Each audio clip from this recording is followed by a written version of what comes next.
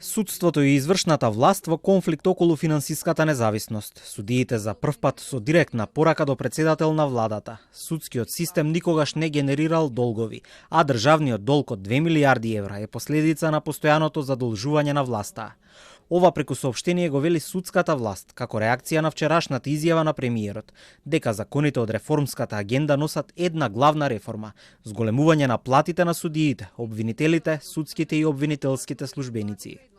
Последниот извештај на Европската комисија јасно нагласува дека најголемиот проблем во судството е независноста на судиите, која е подкопана од постојано мешање на извршната и законодавната власт. Како круцијален проблем е истакната и финансиската зависност на судството од државниот буџет, а во оваа смисла платите на судиите се само еден сегмент од финансиската независност. Се вели во дописот од судската власт. Последниот одговор до Мицкоски стигна од комисиската говорница, каде што се зборува за идниот буџет и од каде што државниот обвинител Љупчо Коцевски праша повторно ли ќе ни дадете половина. Ни ги намалиле трошоците за истраги, за вештачења и за работа, порача шефот на обвинителството.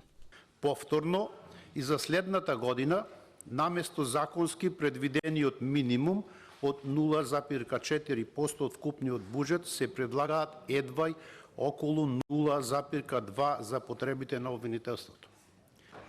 Сакам да е јасно за целата јавност дека тука не станува збор за средства за некакво покачување на плати, ниту за јавните обвинители, ниту за јавните обвинителски службеници.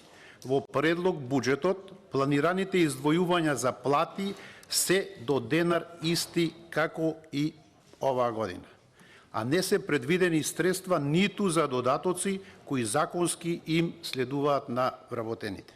Мицкоски вчера кажа дека и тој би ја донирал својата плата, но барем судиите да судат согласно закон, а рече и дека моралот не му дозволува да се согласи на зголемување на плати за лица кои немаат никаков рейтинг. Денеска председателот на владата со поинакви тонови: ќе ги донесеме законите, но ќе бараме отчет за секој денар. Вели дека вчера имал подолг состанок со министерот за надворешни работи Муцунски и Муртезани од европски прашања. Ги анализирале законите кои што требаше да се завршат до јуни. Јавно кажувам, ќе го добија тоа, откако ќе направиме деталната анализа како е тоа во современите земји.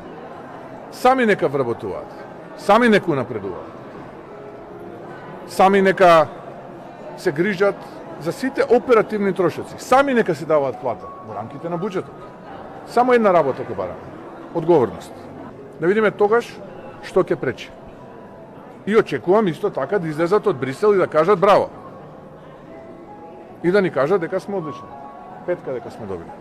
Експертите, но и невладините повеќе пати објаснуваа дека една од клучните придобивки на законите од реформската агенда е финансиската независност на правосудството, за која и во актуелните закони има пропишано за гарантиран процент на средства, кои не ги добило ниту една година.